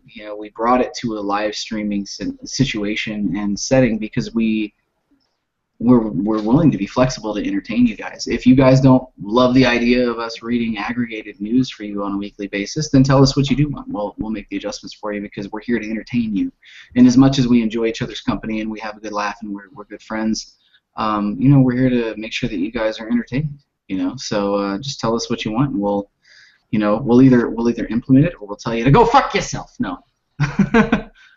Well, yeah, that, and remember, people, this is day one of an idea that we were like, this is all off. We could just get us the hurl. Let's see what it is. So, I mean, it's going to be a little rocky road for the couple of episodes that we hammer out what works in the studio and what doesn't work in a live stream, and vice versa. Yep. Before we move on real quick, we just got an email from Songbird, and Songbird requested Mrs. Technotronicorn's opinion on the new Pokemon lingerie collection. So she is off camera, but Michelle is here. I'm going to rotate my mic so we can pick up her audio a little bit better. And Michelle is looking at my screen right now. Well, that makes sense. A fashionista should probably weigh in on this. Is it crass, or is it tasteful, or is it unnecessary? What do you think, Shel? Or is it already? I have headphones on, so she can't hear you. Well, here, I'll pass these over real quick. Here. Mm-hmm. Hi, Michelle. Hi. Do you think that this is crass and tasteless or unnecessary, or do you think that the generation that grew up watching Pokemon, the original version of Pokemon, do you think they're old enough to appreciate this? Do you feel like this is unnecessary? I guess it depends on who it's marketed to. Like, if it's for girls who like Pokemon and like they want to wear it because they like Pokemon, then I think it's okay. But if the idea is like you have to, I don't know. To be clear, this is only available in Japan. They're not What's the releasing this in the difference States. between this and the Beanie Baby dress that Lady Gaga wore to the Grammys that one year? Do you know what I mean? Like, seems fair. That's reasonable.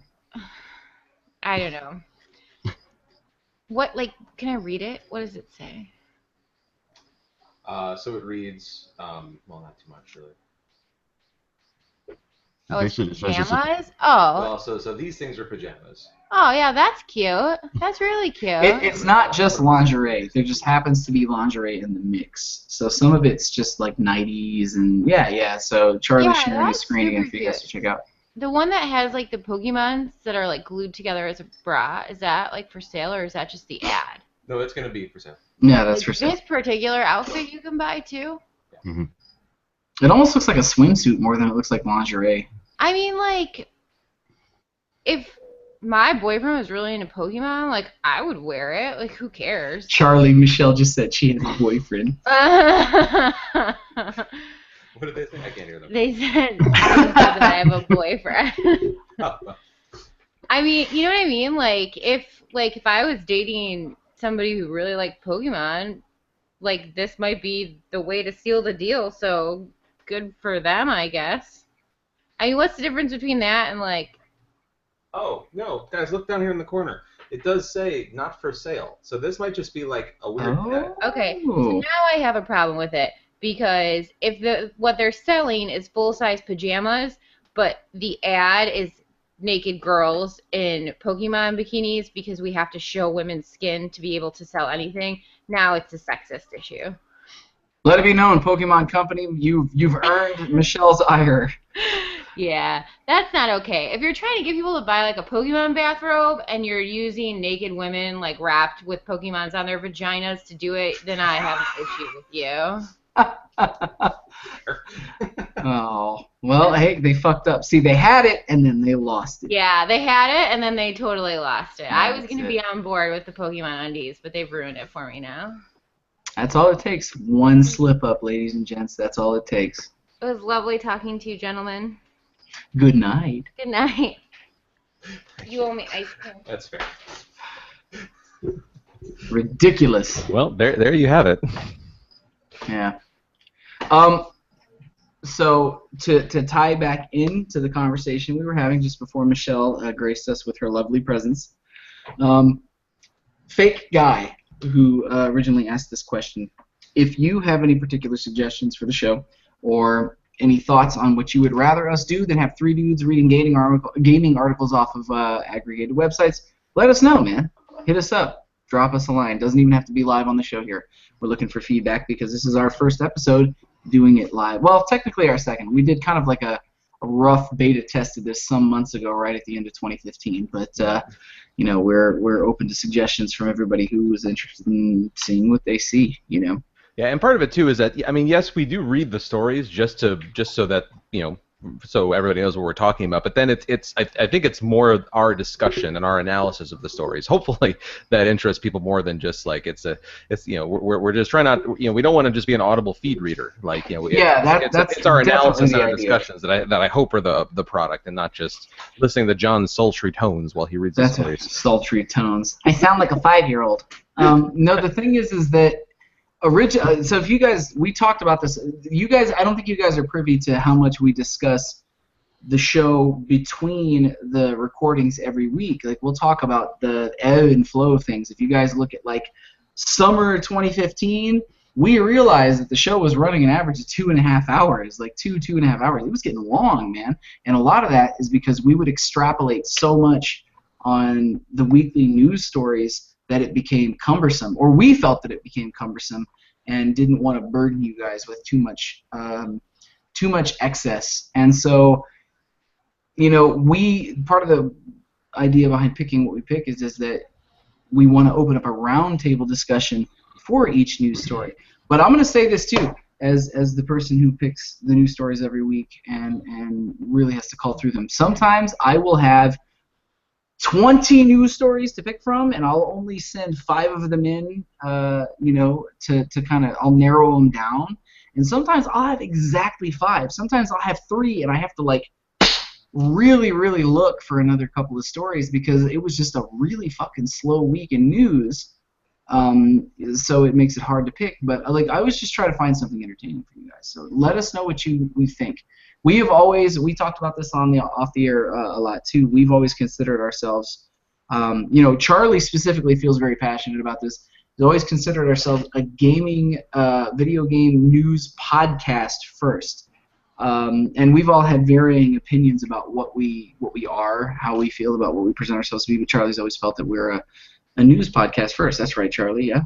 Yeah, and the main reason I did that is because, people can choose to get their news from like 100 different places. Like there's absolutely no shortage of places for people to get their news from, and it's more of a matter of, like I say, it's a news podcast like I look at like 2020 being like a news show. It's like, yes, they cover like current events and things, but it's the discussion on the news that I think is most important. At least that's my viewpoint. I feel like we're all interesting people, and that we're all worth we each have our own individual. Goat disagrees. He doesn't think we're interesting at all. No? He thinks we're all a bunch of flaming buttheads. Well, Mostly me. Yeah, well, I fully can on you. confirm that is an absolute truth. This is the 20. It's irrevocably true. We've made this show the 2020 where you can hear "fuck that guy, he's dumb." Yeah. As a news story. I mean, here's the thing that I don't think you guys realize is that if you look at the history of the show, even prior to my arrival to the show,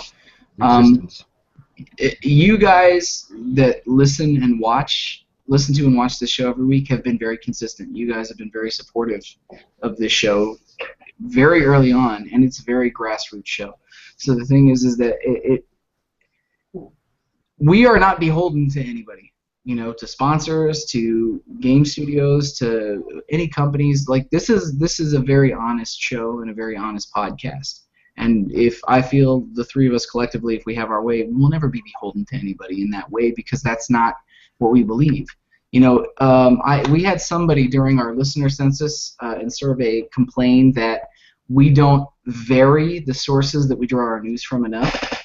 Part of the reason that I select the news sources that I do most of the time is because a lot of the bigger e-zines or webzines or whatever you want to call them these days, outlets, a lot of them are kind of have a little bit of a reputation for being bought.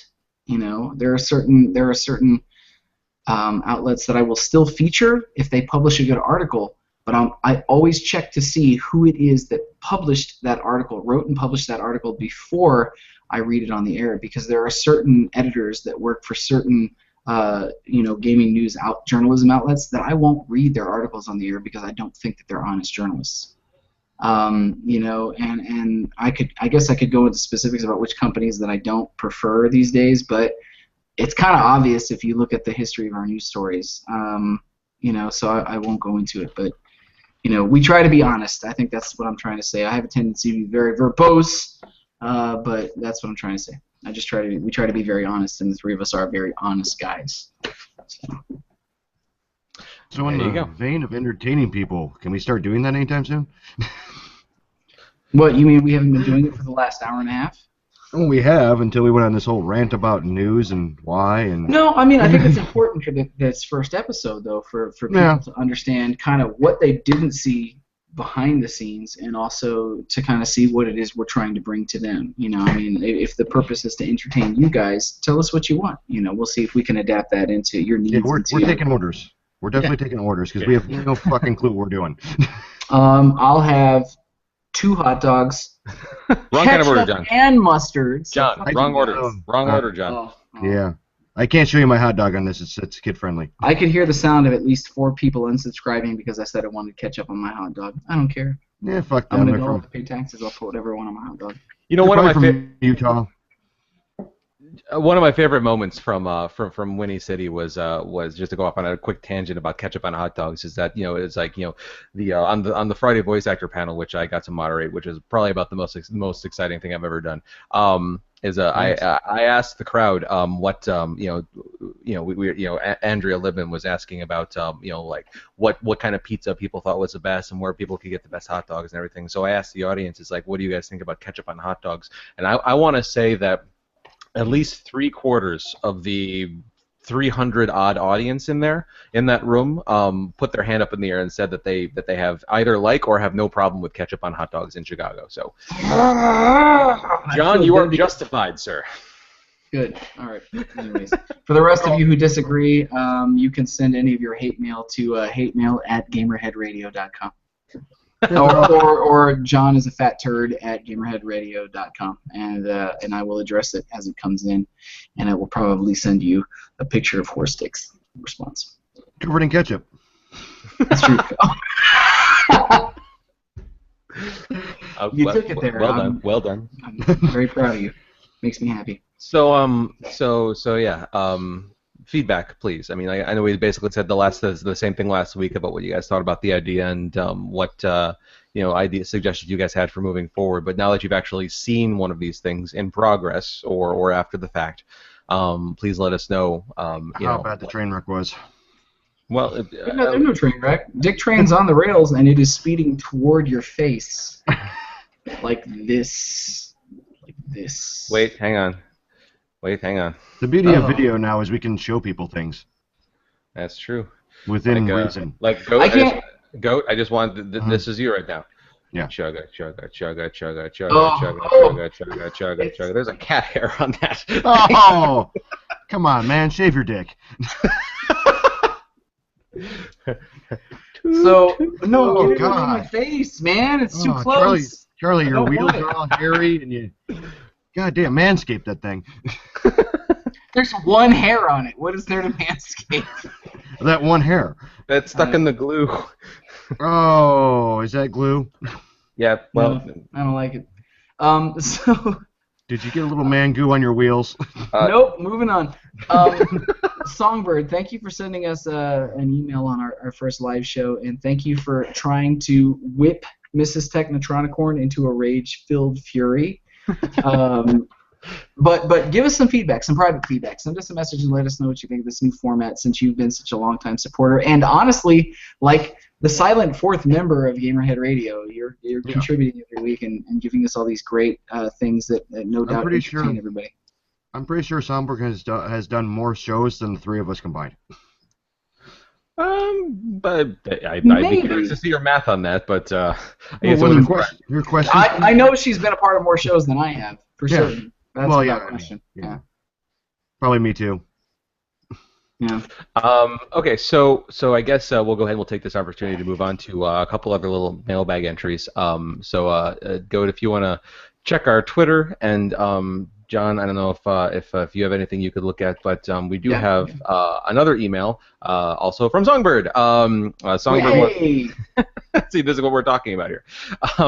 So first of all, Songbird wants to just express her sympathies for you, John. Apparently, her AC went out as well. It's awful. It's awful. It's like being squeezed between Satan's butt cheeks. That's I'm not sure how you would know what that's like, but it sounds accurate. And then Songbird just wants to know if any of us have used the Miitomo app, Nintendo's first mobile app. Yes. And? Yes, I have used it. I wouldn't say extensively, but I've used it enough to get a grasp on what it is. I know there are a lot of people out there that are saying, "Oh, it's Nintendo just trying to gather data on people silently." Maybe, possibly. I don't think Nintendo's going to do anything nefarious with it if that's what they're doing. But I can tell you this. While I think that it is definitely aesthetically entertaining in that very Nintendo sort of way, and it is very sweet, it is not going to hold my attention for long enough. There's not enough variety in it to keep me there. I do like some of the little mini games associated when you're trying to win like costume pieces and stuff, but the problem for me is I don't give a shit about the costume pieces enough to want to keep doing it. They're not interesting enough to me. Although it was pretty fun to have like a donut hat. Yeah, I don't know why the donut hat. So it's Team Fortress. It's not. No. Well, you said Charlie. God damn it! It's not Team Fortress. But no, I'm gonna tinker with it some more. I'm sure I'll play it casually, but it's not. I don't foresee it keeping my interest for a long period of time. Having said that, I do think that this Miitomo is just Nintendo testing the waters. I think.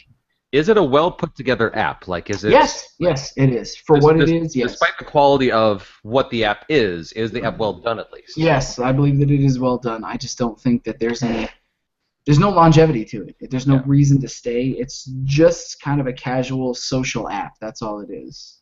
I kind of feel like it was smart on Nintendo's part to like, they've never made a mobile app like this before, and so if they're going to put out something, they might as well make their first app something where if it crashes and burns, it wasn't the new Legend of Zelda or Pokemon or Mario or something like that. It's something where it's something where they were able to get a sense and get a feel and test the waters for just developing on mobile platforms in general.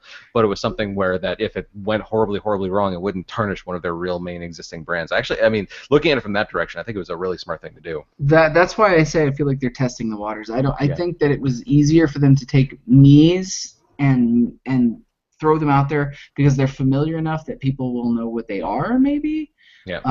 But it won't tarnish any of their first-party brands. So it's pretty smart. It's very smart. Safe, but smart. What do you think, Goat? Oh, he's frozen again. Oh, no. But this time, in his frozenness, he looks very concerned. I'm worried about Goat's worriedness. He does look deep in thought. Yes, he does. But no, Sunbird, I have not tried it out just because I haven't been presented with a case or a reason to. Charlie, pooping is a reason. But that's when I catch up on my social media for all my various things that I manage social media for. So I have a productive pooping activity. Aside from the fact that pooping is productive. What? They'll allow it. All right. So a little Easter egg for anybody that's watching this. If you've interacted with any of the PonyCons that I manage social media for, and you've gotten responses, there is probably about a 25% chance that response occurred while I was in the commode. So there is that. Disturbing. Welcome back. The hell did you get? Yes! Perfect time to come back. He came back on the poo. So wait, you were shitting ponies and responding? Sure, we'll just go with that. Okay. Goat, have you tried the Miitomo app? Fuck no. Okay. Why not? Because it's a fad. It's a thing. No. God. That's all you do. The Goat was out the second they said they were going to make it anything remotely even close to something social. Because people. Well, not even that. It's just like I don't know. It's not a game. It's not. It's seemingly pointless to me. Like I don't know. If I was gonna do something, I'm waiting for Pokemon Go. That'll be like my Nintendo app for my phone that I'll jump into. But this thing was just like it's great. I get Miiverse on my fucking phone. Right. Yeah. The comment that sort of John and my opinion on the matter. Tell us if you agree. Is that that we think that if Nintendo probably figured that seeing as how this is the first mobile app that they were going to do, that it made a sort of sense strategically to have that app be something benign, like what Miitomo has turned out to be, as opposed to like a Zelda app or a Mario app or something where if it had crashed and burned, it would have been a lot more newsworthy than just some random Mii app. Makes sense to you, right? Oh yeah, I mean they learned from the Wii U, so they're not going to do anything big and exciting anymore first. Well. So I mean, and they got the NX they're working on stuff like that. So I mean, it is. Yeah, I see. Put your toe in the water, and it's probably not for many people. It's probably huge in Japan. It just seems like a thing that doesn't translate over to Western culture real well. Yeah, I would say that makes a lot of sense, actually. Yeah. All right. Well, as those are the only real mailbag and responses and comments that we have received, I guess that concludes the main content of our show. Goat, We've got 12 minutes. Yeah. 12 minutes. It does, but really quick because he just came bursting through the door like the Kool-Aid Man. I always talk about him on the show. This is my son, man. For anybody look, there he is. He's for anybody who's watching the show streaming, this is my son, Luca. Luca, look over there. You say hi. Say hi. Blow kisses. Blow kisses. This is clearly what you guys tuned in to watch and see, but I talk about my crazy little son often enough. So. He's totally looking at you like this is what you do for a living, Dad? Yeah, DDD. He's talking about me.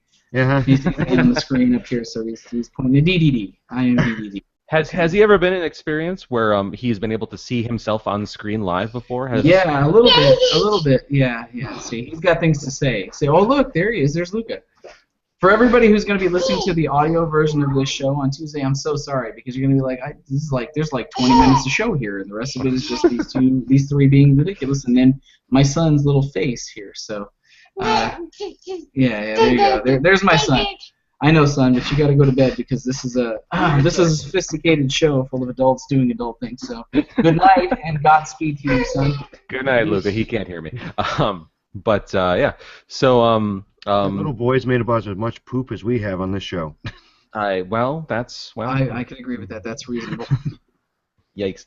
Okay, so Goat, you said something earlier in the Gamerhead chat, which I'm not sure I'm allowed to say or not, but you mentioned that you were in a particular practice situation that I did not expect you to say. Is that something that you can talk a little bit more about, or is that just like a one-off thing, or? Absolutely not. I cannot say anything, confirm or deny any of what was put on in that chat. All right, got it. It's very surprising to me. Yeah. Because I thought I misread it, but I read it right. It was surprising to me as well. It'll come down the pipe if it comes to fruition, but it's in a very, very infantile state right now, so not for public consumption. Okay, noted. Teasers. Teasers. So aside from that, Goat, do you have anything interesting coming up you'd like to share? No. Okay. John, do you have Let's just get straight down to brass tacks then, why don't we? John, do you have anything interesting coming up on your side of things? VS for Villains is about to crack open a shitload of stuff coming up. We're going to be performing at Anime Minneapolis in Minneapolis, Minnesota, coming up here. I think that's either the last week of this month or the first week. First week of May. Sadly, I will not be able to attend this particular event. We're gonna try and get somebody to fill in for me, possibly even Ted Sophias, who Villains fans know as Nightshade. He'll probably be filling in. If he can't do it, then we'll work it out one way or the other. So I won't be participating in that. There's a lot of stuff coming up in May. Some good stuff too. On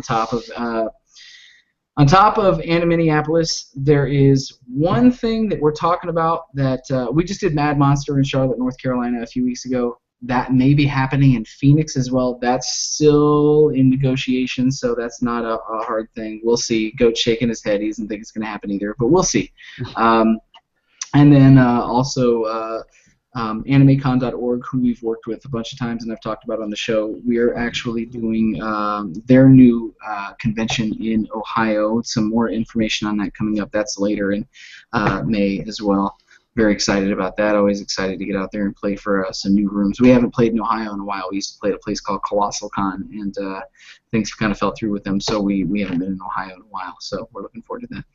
And then June is going to be, we'll talk about June later. July, and Anime Midwest is coming up. We're going to be doing that, and there's some other things coming down the pipeline. Not to mention, we talked about it on Facebook. We announced it. I haven't talked about it on the show. We have a physical drummer now. We actually put in place a physical drummer, a gentleman by the name of Mike Prost, who has been a big contributor to the Chicago music scene, but has also played in some fairly decent-sized bands in his career as well. Done some good things. Really top-shelf drummer, good guy as well. And we'll be talking more about him, his villain and character as it's developed, and also what shows he'll be participating in coming up, but that'll be down the pipeline. That's all I got. I'll stop talking now. Okay. And that's why I have nothing. Just to make room. So on my side of things, on my side of things, surprise, lots of PonyCons. And this is also kind of related to a programming note. One of the benefits of transitioning to doing this show via Hangouts like this is that, well, it doesn't actually matter where the three of us are, that we can basically do the show as long as we have an internet connection and a computer, that we can basically do this show from anywhere. And, or even a phone. Yeah, well, I mean, yeah, basically. So the first 2 weeks in May are going to be kind of interesting for our shows. I am going on what we are calling the Great Canadian Beer and Pony Adventure, and that's because Michelle and I, we are going to be taking a road trip through. We are going to be driving from here in Chicagoland to Portland, which is about a 30-hour drive, and over the course of 2 days, and stopping at breweries on the way, and then on the Monday, on the 9th, Michelle's birthday present is going to be that we're going to be visiting a sloth sanctuary outside of Portland somewhere. I forget the city off the top of my head. Did not know such a thing even existed. I'm fascinated by this. So she's super excited for that. And after that, we will be driving up to Vancouver to explore some breweries up there with some friends of ours, and then heading down to then on the 12th through the 15th for Everfree Northwest, where Michelle and I will be attending a PonyCon out there in Seattle. And so the shows that we would be recording and hopefully will be recording on May 8th and May 15th. I will be on the other side of the country for, and so, but as long as I've got the technology and the internet connection to do so, hopefully those shows are still going to happen in some fashion. You guys may see some weird shit coming up. You may see me in my Fallon Flynn gear with like makeup smeared all over my face, either before or after a show, depending on what happens. Like you guys are going to see interesting things, but that's part of it for you. Is that the podcast every week is safe and it's fun and it's reliable and you guys see it every week, but we're looking to spice things up and bring you guys something a little bit different every week and a little bit less predictable. So that'll be interesting because John will be in Chicago, Charlie will be in Seattle, and I'll be in Minneapolis. There you go. Oh, the wonders of technology and the internet.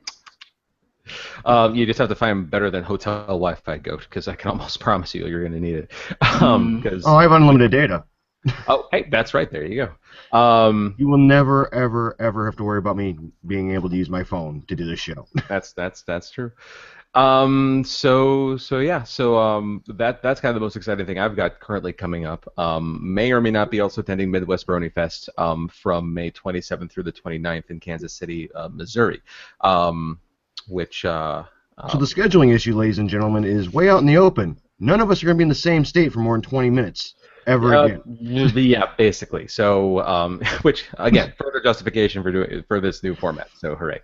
But then aside from that, like I say, if anybody experienced and heard me talk about and heard any of the great stories that come out of Winnie City, applications have opened up to come onto staff or just attend or register or whatever, host a panel. Be a vendor at anything like that for Ponyville Cider Fest this October 28th through 30th in Milwaukee, Wisconsin. If you're interested, go. If you're not, then still go because it's a good time. But that's everything on my side of things. Gentlemen, what do you think we should talk about next week? What do you think we had any good topics that came out of the show today that would make good mailbag questions for our folks for next week? Yeah, I want to ask the people watching right now, what kind of a movie do you think that the live Pokemon movie should be? Would you like it to be a humorous movie? Should it be an animated CGI feature? They said live action in the article, so I mean, what kind of movie do you see coming out of that? Would you be bothered if they made it serious? Would you want it to stay humorous? And what kind of an approach would you take to it if you guys were, wanting to go see a live action Pokemon movie? Perfect. So that's our mailbag question to you for next week, and for our feature, we'll powwow after the show, and we'll announce what our feature is going to be coming up. But that will be our mailbag question for you for next week. But so with all that being said, thank you very much for tuning in to Gamerhead Radio version 3.0 beta, where you will always be able to wonder whether or not we're wearing pants. And if you liked what you heard, you can find us at gamerheadradio.com, at facebook.com/gamerheadradio, at twitter.com/ where I'm at, I messed it up, hooray, and this isn't going to get cut out. This is normally the part that gets edited out every week, because this spiel, as impressive as it sounds every week, he's not that good. Nails it on the first go. Usually we have to edit it because it's a clusterfuck. We tried doing it when he was out of town, and our voices were all like squeaky and high, and we fucked it up really bad. So. And there's absolutely no reason for why I get tongue-tied on this kind of thing every week. There's absolutely no excuse or reason whatsoever for me to not be able to speak. Yeah, amazingly. Clear of mind and thought. Amazingly, at the end of the show, after how many tasty beers, I don't know why you would be a little skitterbrained. No reason at all. So you can find us at google.com/plus GamerheadRadio and at Twitter at Gamerhead Radio, where I am at TEK Charlie. Look, it says finger right there. That's and me. Presumably next week it will say that I am at the Fallon Flynn. Yep, and Goat is at Sir Goatsworth. You can call and leave us a message at 94926gamer, or email us at editors@gamerheadradio.com. You can subscribe and download the official Gamerhead Radio app on Google Play on Android devices, or you can subscribe on iTunes, Stitcher Radio YouTube, Twitch, or with your podcast downloader of choice, and also on SoundCloud now. So yeah, once again, thanks everybody for. There's an addition? There's an addition now. Yeah, because you can also tune in next week live and ask us questions. That's right. That's right. That's absolutely true. So yes, please tune in next week. Our regular time, you can just expect, will be as close to 7 p.m. Central as possible. We were all here and on time this week. We just had some technical issues getting things up and running, but hopefully those issues have now been solved. And so going forward, 7 p.m. Central time.